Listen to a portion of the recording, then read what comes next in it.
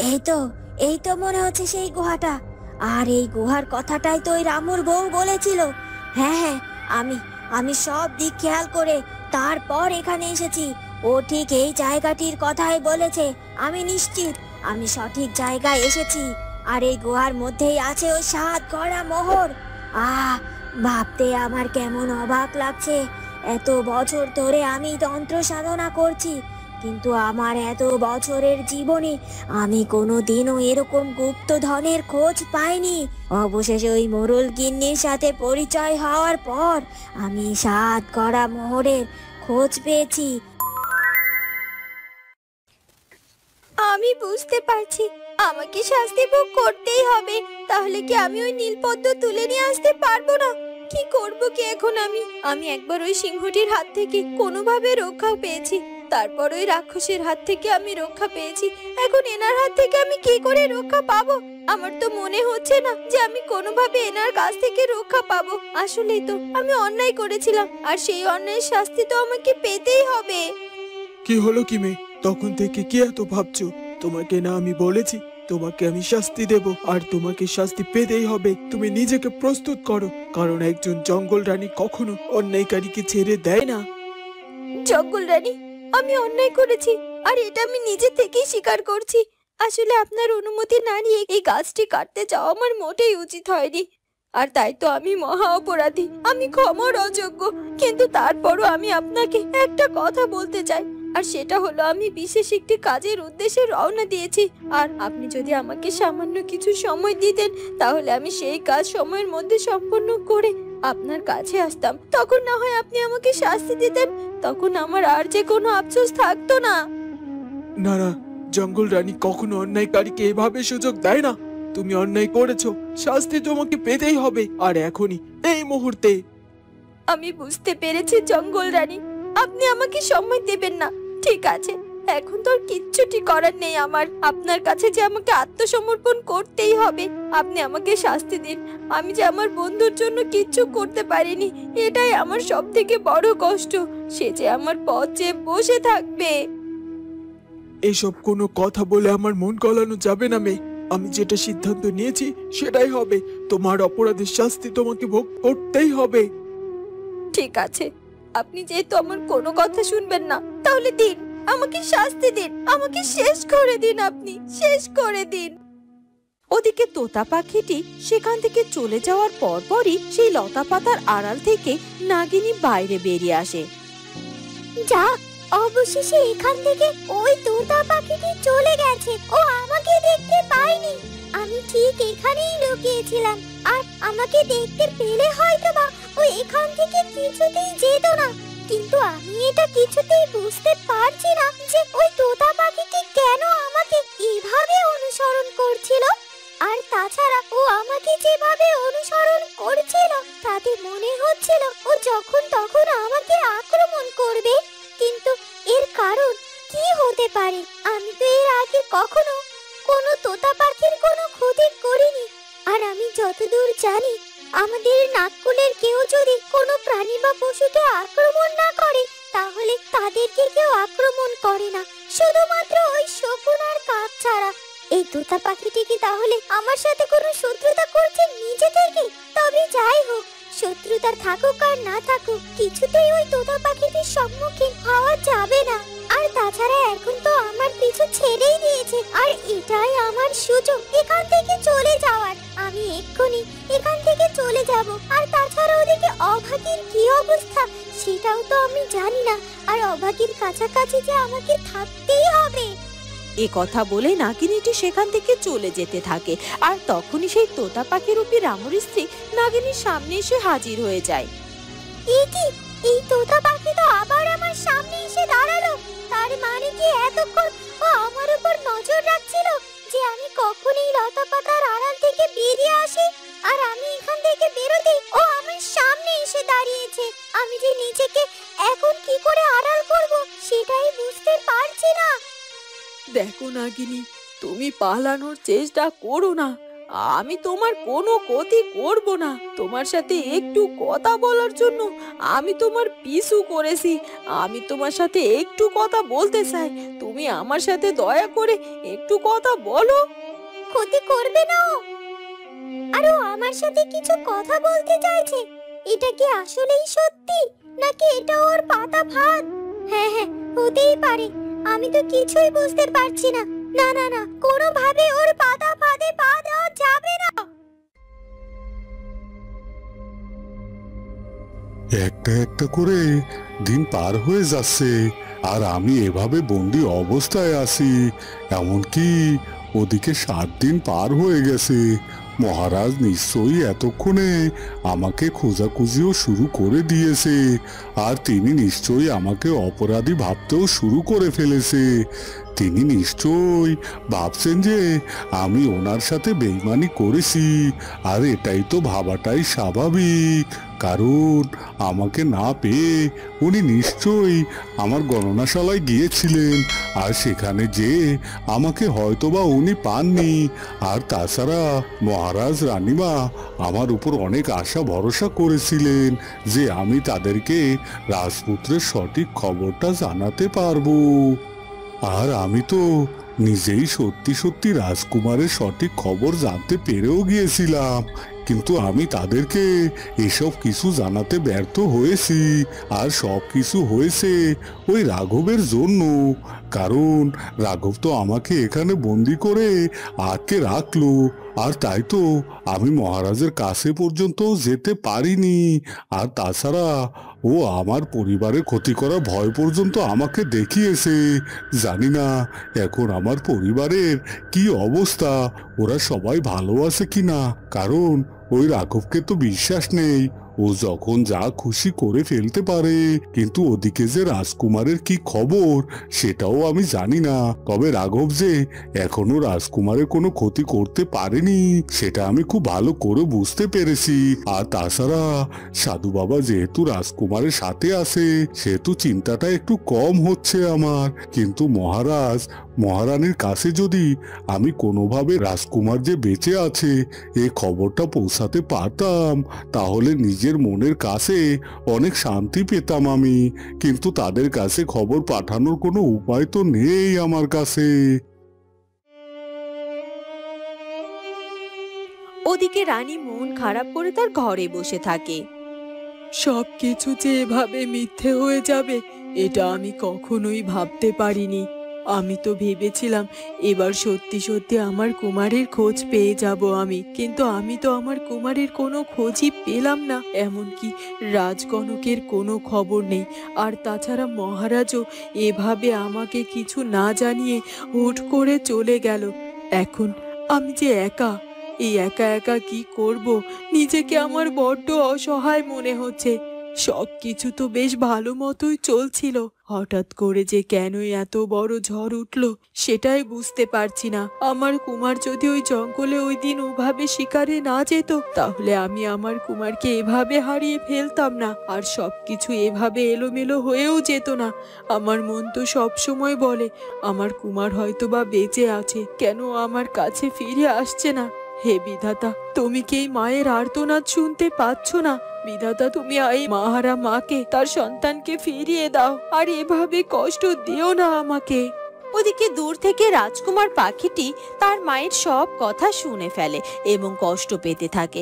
আর তখনই রাজকুমার পাখিটি রানীমার সামনে এসে হাজির হয়ে যায়। মা, আমি যে তোমার সামনে এসে দাঁড়িয়েছি, কিন্তু তারপরও তোমাকে আমি বলতে পারছি না যে আমি তোমার সন্তান। কারণ তোমরা তো কেউই আমার কথা বিশ্বাস করবে না। কিন্তু আমি তো তোমাদেরকে ভুল বুঝে দূরে সরে গিয়েছিলাম। সাধু বাবার কথাই তো তোমার সাথে আমি আবার দেখা করতে এসেছি। কিন্তু এখানে এসে দেখতে পাচ্ছি যে তুমি আমার জন্য কতটা কষ্ট পাচ্ছ। কিন্তু মা, তোমার এই কষ্টটা যে আর খুব বেশি দিনের নয়। খুব তাড়াতাড়ি আমি আমার রূপে ফিরে আসব, আর তোমার সামনে এসে হাজির হব। তখন দেখবে তোমার সব কষ্ট দুঃখ দূর হয়ে যাবে। আর এখন আমি তোমাকে চোখের দেখা দেখেই চলে যাব। এ কি, তুমি সেই পাখিটা না ওই দিন ওইভাবে জঙ্গলে এসে বসেছিলে? হ্যাঁ হ্যাঁ, তাই তো। তুমি কি জানো জঙ্গলে আসার অপরাধে তোমাকে ওভাবে সেদিন তাড়িয়ে দেওয়া হয়েছিল, আর এখন তুমি এই ঘরে এসেছো। তোমার কি হতে পারে সেটা কি তোমার কোনো ধারণা আছে? আমার কি হতে পারে সেটা আমি ভাবছি না মা। দূর থেকে আপনাকে দেখে আমি আপনার কাছে এসেছিলাম। এ কি, তুমি আমাকে মা বলে ডাকছো?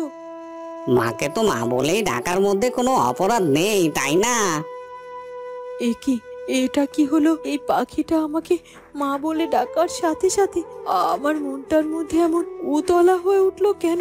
আর আমার মুহূর্তের মধ্যে মনে হলো আমার কুমার যেন আমাকে মা বলে ডাকছে, আর ও আমার খুব কাছাকাছি আছে। এমনটা মনে হওয়ার কারণ কি? কি হলো কি রানীমা, আপনি এভাবে কষ্ট পাচ্ছেন কেন? আপনার কষ্ট দেখে তো আমি আপনার কাছে এলাম। তাই নাকি? তুমি আমার কষ্ট দেখে আমার কাছে এসে দাঁড়িয়েছো, কিন্তু কি করবে বলো তো? তুমি তুমি তো আর আমার কষ্ট দূর করতে পারবে না।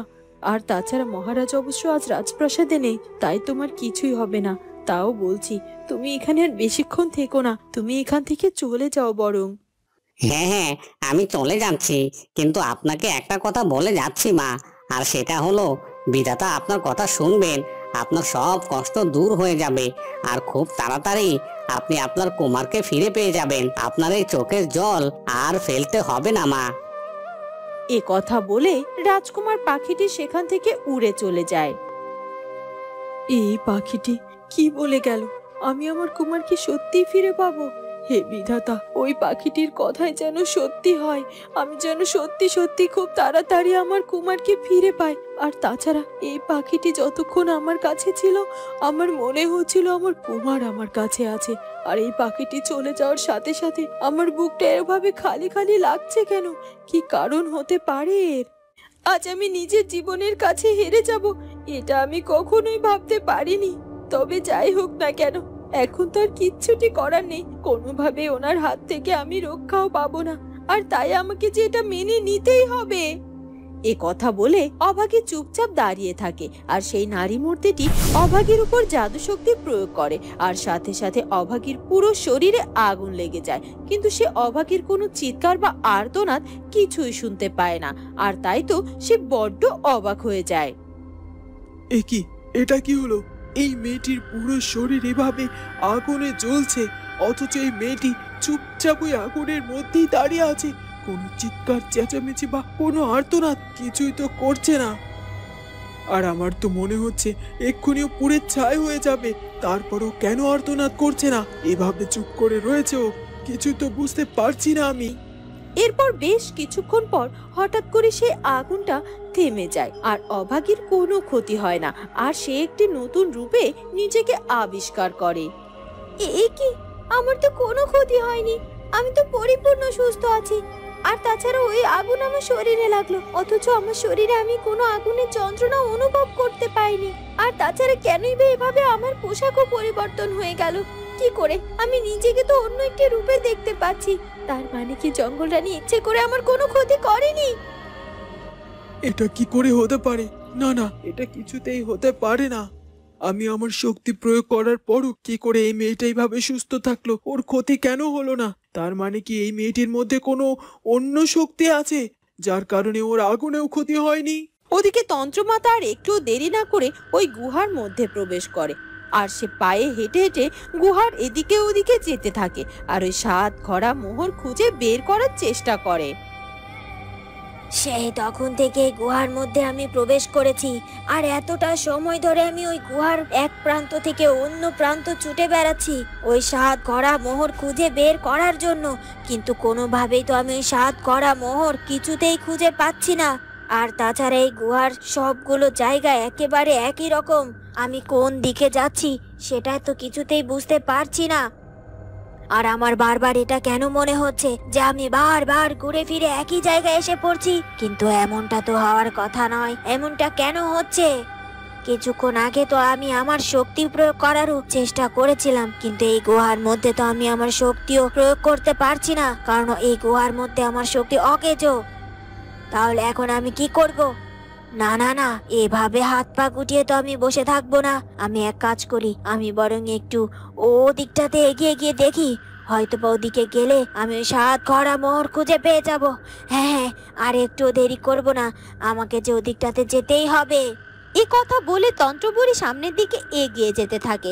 আর কিছুটা দূর এগিয়ে যাওয়ার পরই সে দেখতে পায় যে একটি জায়গায় সাতটি কলসি পরপর সাজিয়ে রাখা হয়েছে, আর প্রতিটা কলসি ভর্তি সোনার মোহর। তন্ত্রবুড়ির আর বুঝতে বাকি থাকে না যে সে এতক্ষণই 7 ঘোড়া মোহর খুঁজে চলেছিল। এটা আমি কি দেখতে পাচ্ছি? এই তো সেই 7 ঘোড়া সোনার মোহর। এই তো এত সময় তো এই 7 ঘোড়া সোনার মোহরই আমি খুঁজে চলেছিলাম। অবশেষে আমি এগুলো খুঁজে পেয়েছি। এখন তো আমি একা এই 7 ঘোড়া মোহরের মালিক হব। আর তাই আমি আর একটু দেরি করব না, এখনই এই মোহরগুলো নিয়ে আমি এখান থেকে চলে যাব। আমি ভাবতেই পারছি না এত সহজে, এত বাধাহীন ভাবে এই সব মোহর আমার হাতের মুঠোয় চলে যাব। সত্যি আমার যে খুশিতে আত্মহারা হয়ে যেতে ইচ্ছা করছে। আমি 7 ঘোড়া মোহরের স্বপ্ন পূরণ করতে পেরেছি, আর তাই আমি অনেক খুশি হয়েছি। কি হলো কি? কিছুই তো বুঝতে পারলাম না। ওনার শক্তির আঘাতে তো আমার কোনো ক্ষতি হলো না, তারপরে উনি এভাবে চুপচাপ দাঁড়িয়ে আছেন। আর এভাবেই বা কেন আমার পোশাক পরিবর্তন হলো, এসবের কিছুই তো আমি বুঝতে পারছি না। আর তাছাড়া এখন আমি কি করব?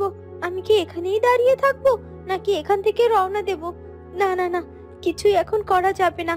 আগে আমাকে জানতে হবে এই জঙ্গল রানী ঠিক কি করতে চাইছে, তারপর না হয় কিছু একটা ভাবা যাবে। আমি খুব ভালো করে বুঝতে পারছি যে এই মেয়ে সাধারণ কোনো মেয়ে নয়, আর তাই আমাকে জানতেই হবে যে কে এই মেয়ে, যার কিনা আমার প্রয়োগ করা আগুনে কোনো ক্ষতি করতে পারেনি। এ কথা বলে জঙ্গল রানী তার চোখ বন্ধ করে অভাগীর ব্যাপারে সবকিছু জানার চেষ্টা করে। আর কিছুক্ষণ পরই সে তার চোখ খোলে। এ কি, আমি কি ভুল করতে যাচ্ছিলাম? আমি কিনা এরকম একটা নিষ্পাপ মেয়েকে আমার শক্তি দ্বারা আঘাত করেছিলাম। এই মেয়ে তো সাধারণ মেয়ে নয়, এই মেয়ে হচ্ছে বিধাতার বিশেষ সৃষ্টি, যে কিনা এত বছরে কখনো কোনোদিনও একটা পাপও করেনি। ও তো নিষ্পাপ। আর আমি তো ভেবেছিলাম যে ও ইচ্ছে করে আমার জঙ্গলের গাছ কেটেছে, কিন্তু না, ও যে নিরুপায় হয়ে কারোর মঙ্গল সাধন করার জন্যই এই গাছে আঘাত করেছিল, যেটা কোনো পাপই ছিল না। আর যদি কেউ পাপ না করে তাহলে আমি কি করে তাকে শাস্তি দিতে পারি? না না, মেয়ের কাছে আমাকে ক্ষমা চাইতেই হবে, ওকে প্রয়োজনে সাহায্য করতে হবে। দেখুন, আপনি কিছু না মনে করলে আমি আপনাকে কিছু জিজ্ঞাসা করতে চাই। আর সেটা হলো, আপনি কেন আমার ক্ষতি করতে যেও আমাকে প্রাণে বাঁচিয়ে রেখেছেন? অভাগী, আমি অন্যায় করতে যাচ্ছিলাম, আর তাই তো বিধাতা আমার সেই অন্যায়কে থামিয়ে দিয়েছে। তুমি তো আসলে কোনো অন্যায় করোনি, আর তারপরও আমি তোমাকে শাস্তি দিতে যাচ্ছিলাম। তবে বিধাতার ইচ্ছায় তোমার কোনো ক্ষতি হয়নি। তুমি যে কাজে যাচ্ছ এখন তুমি সেই কাজে যেতে পারো। আর তোমার এই পোশাক পরিবর্তনও বিধাতার ইচ্ছেতেই হয়েছে। তুমি ওই নীল সরোবরে যেতে চাও না? ওই নীল সরোবরে যেতে গেলে এই পোশাক তোমাকে অনেক সাহায্য করবে। আর এই নদী পারাপারের জন্য আমি তোমাকে ভেলা তৈরি করে দিচ্ছি, তুমি সেই ভেলায় করে এই নদী খুব সহজে পার হয়ে যেতে পারবে। সত্যি সত্যি বলছেন আপনি জঙ্গল রানী? হ্যাঁ হ্যাঁ, আমি সত্যি বলছি। এ কথা বলে সেই জঙ্গল রানী তার জাদু শক্তির মাধ্যমে একটি ভেলা তৈরি করে ফেলে। এই নাও, এই ভেলাটির সাহায্যে তুমি এই নদী অনায়াসে পার করে ফেলতে পারবে, আর খুব সহজেই ওই নীল সরোবরের কাছে পৌঁছে যেতে পারবে। আপনাকে অনেক ধন্যবাদ জঙ্গল রানী, আমি আপনার উপকারের কথা কখনোই ভুলবো না। বলো বলো, তুমি কি বিশ্বাসের কথা বলতে চাও, যে কথা বলার জন্য তুমি এতটা সময় ধরে আমার পিছু পিছু ছুটছিলে? নাগিনী, তুমি আমাকে চিনতে পারোনি। আসলে আমি কোনো তোতা পাখি নয়, আমি একজন মানুষ। আসলে আসলে আমি যে অভাগিনী মা। কি বলছো কি তুমি? তুমি অভাগীর নিজের মা? কিন্তু ওই দিন অভাগীর ভালো মাঝে বারবার বলেছিল তোমাকে নাকি কোনো এক সাপে দংশন করে হত্যা করেছিল, আর তার দায় পর্যন্ত সে আমার উপর চাপিয়েছিল। আর তুমি যদি বেঁচে থাকো তাহলে কেন তারা তোমাকে হত্যা করার কথা বলছিল বলো তো? বলবেই তো, কারণ যে সবাই জানে সত্যি সত্যি আমি মারা গিয়েছি।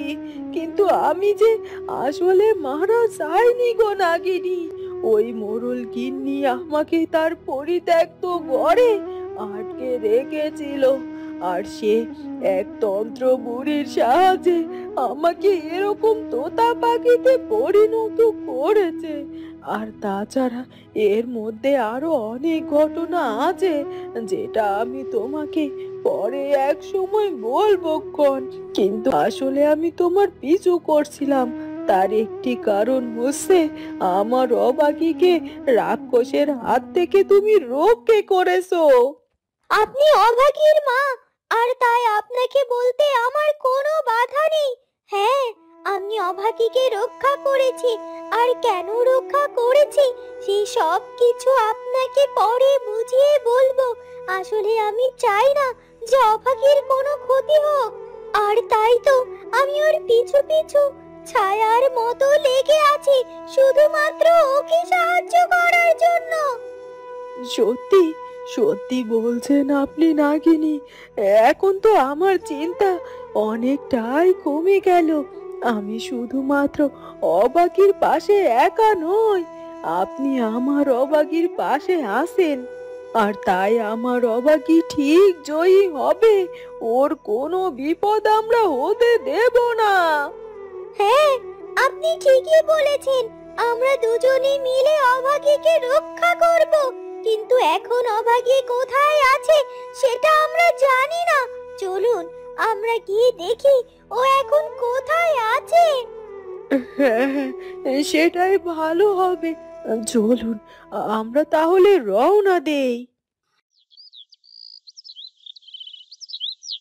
কেঁদো না, কেঁদো না রাজকুমার, কেঁদো না। তোমার চোখের জল দেখলে যে আমি সহ্য করতে পারি না। এমনিতেই তুমি আমার কারণে অনেকটা কষ্ট পাচ্ছ, আর সেটার জন্য তুমি তোমার বাবা মায়ের কাছ থেকে এতটা দূরে।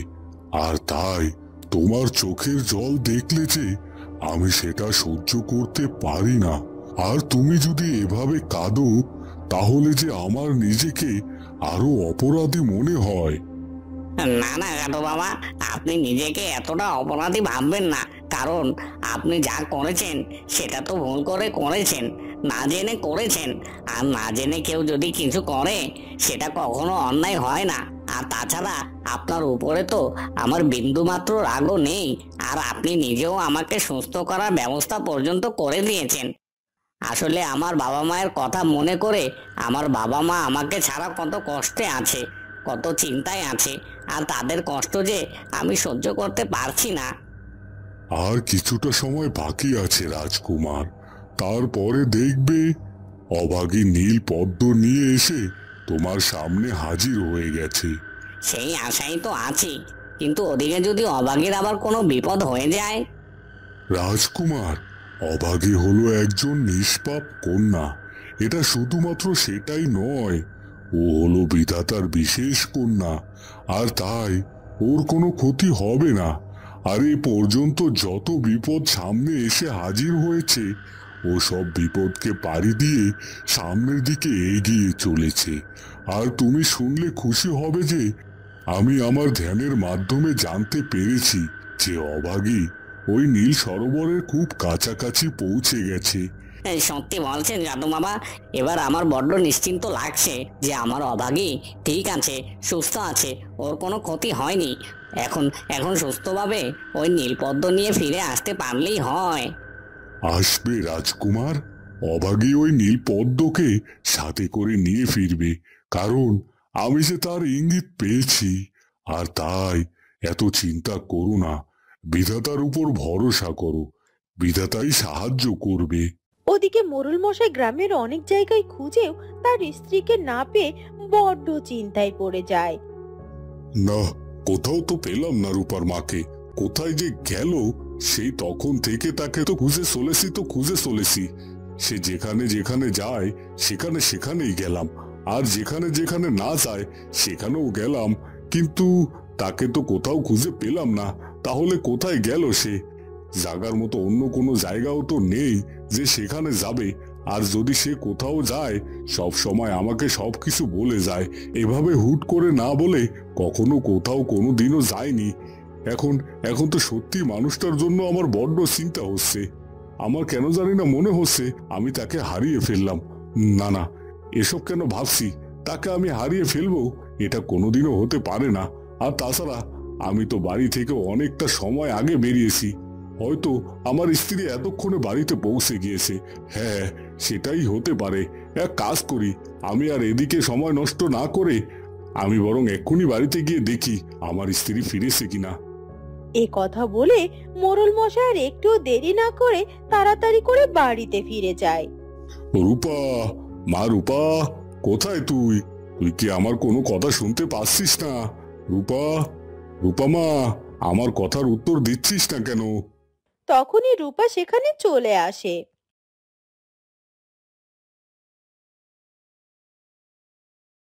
এ কি বাবা, তুমি মাকে এভাবে ডাকছো যে? মা তো বাড়িতে ফেরেনি, তার মানে কি তুমি মাকে খুঁজে পাওনি? মা কি তাহলে আমাদেরকে ছেড়ে চলে গেছে? কি বলছিস কি রূপা?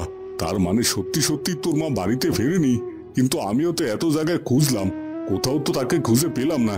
এখন কি হবে তাহলে? কোথায় কোথায় গেল তোর মা? জানি না বাবা, আমি কিছুই জানি না। এভাবে কোথায় মা হারিয়ে যেতে পারে?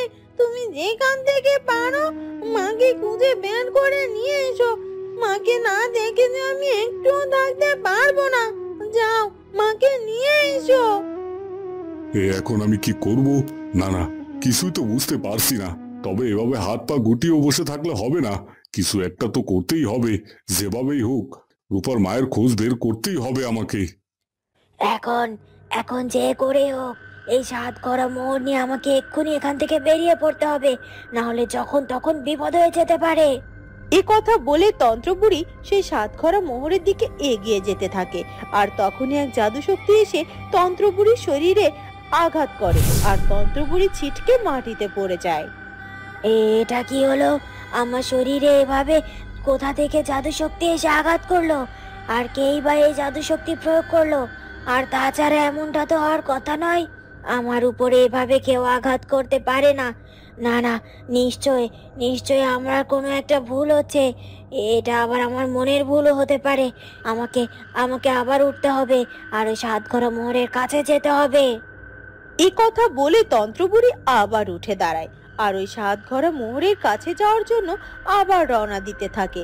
আর আবারও একইভাবে তার শরীরে সেই শক্তি আঘাত করে, আর একইভাবে তন্ত্রবুড়ি আবারও মাটিতে পড়ে যায়। একই হচ্ছে আমার সাথে। না না না, এটা তো আমার কোনো মনের ভুল ছিল না। এটা তো সত্যি সত্যি কোনো একটা জাদু শক্তি যে আমাকে বারবার ধাক্কা দিয়ে এভাবে ফেলে দিচ্ছে। বুঝতে পেরেছি, এটা শুধু শুধু হচ্ছে না। আমি হয়তো এই সাতকরা মোহরের কাছে যাওয়ার চেষ্টা করছি, তাই এমনটা হচ্ছে। আমার তো মনে হচ্ছে এই সাতগড়া মোহর কোনো মন্ত্রপুত্র শক্তি দ্বারা সুরক্ষিত করে রাখা আছে, যেন কেউ এটা স্পর্শ করতে না পারে। তবে আমি যেহেতু এই সাতকরা মোহরের কাছে এসে একবার দাঁড়িয়েছি, সেহেতু যে মন্ত্র শক্তি দিয়ে এই সাতকরা মোহর সুরক্ষিত করে রাখা থাকুক না কেন, আমি ঠিকই সেই সব মন্ত্র কাটিয়ে এই সাতকরা মোহর এখান থেকে নিয়ে যাব। কিছুতেই হার মানবো না আমি। এই তন্ত্রপুরি কখনো হার মানতে শেখেনি, আর তাই আজও মানবে না। এই সাতকরা মোহরের মালিক হব আমি। ওদিকে অভাগী জঙ্গল রানীর বানিয়ে দেওয়া সেই ভেলাটিতে উঠে সে নদী পারাপার হতে থাকে। এই তো আর কিছুটা সময়, আর কিছুটা পথও বাকি আছে। তারপরে এই ভেলাটি আমাকে খুব তাড়াতাড়ি নদীর ওকুলে পৌঁছে দেবে। আর শুধুমাত্র কিছুক্ষণই সময়, এই সময়ের মধ্যে আমি নদী পার করে ওই নীল সরোবরের কাছে গিয়ে পৌঁছবো। আর ওখান থেকে আমি ওই নীল পদ্ম তুলতেও সফল হতে পারবো। আর এটা এত সহজে হয়ে যাবে এটা আমি কখনোই ভাবতে পারিনি, কারণ আমার চলার পথে যে একটার পর একটা বিপদ এসে আমার সামনে দাঁড়িয়েছে। আর তখন তো আমি বড্ড ভয় পেয়ে গিয়েছিলাম। আমি তো ভেবেছিলাম এই বুঝি আমি ব্যর্থ হয়ে যাব, কিন্তু বিধাতার ইচ্ছায় আমি অবশেষে সফল হওয়ার পথে। আর আমার বিশ্বাস আমি শেষ পর্যন্ত সফল হবই, আর আমার বন্ধুকে তার আসল রূপে ফিরিয়ে দিতে পারবো। তো বন্ধুরা, তাহলে কি কোনো বাধা ছাড়াই অভাগী সেই নীলপদ্ম তুলে নিয়ে রাজকুমারকে মানুষের রূপে ফিরিয়ে দিতে পারবে? সেটা জানবো আমরা ঝিয়ের মেয়ের ভাগ্য গল্পের পরবর্তী পর্বে। আর আমাদের আজকের ভিডিওটি ভালো লাগলে অবশ্যই আমাদের চ্যানেলটিকে সাবস্ক্রাইব করে দিও। দেখা হবে পরের ভিডিওতে। ধন্যবাদ।